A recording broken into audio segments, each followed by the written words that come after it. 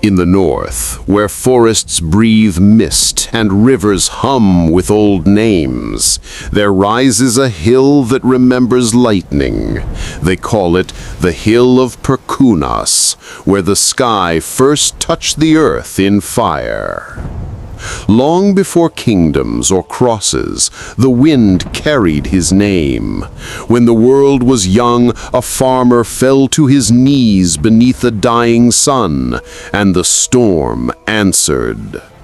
Thunder tore the clouds, and from that white fire stepped Perkūnas, the thunder god, born not of mercy, but of truth.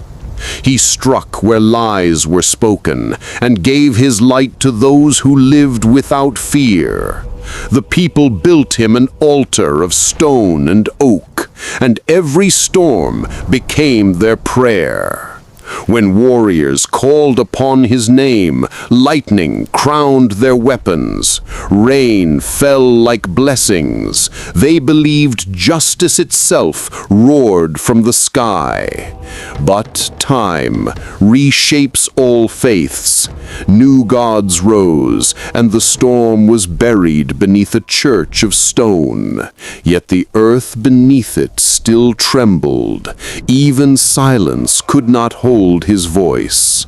Centuries passed. The oaks grew over graves. The air thickened with stories. And still, when thunder echoes over Kaunas, the hill hums with power. They say the lightning that strikes its spire is not chaos, but remembrance, a god's heartbeat beneath the soil, a whisper from the age of truth. Because Perkūnas never left, he only waits for the lie that will wake him again.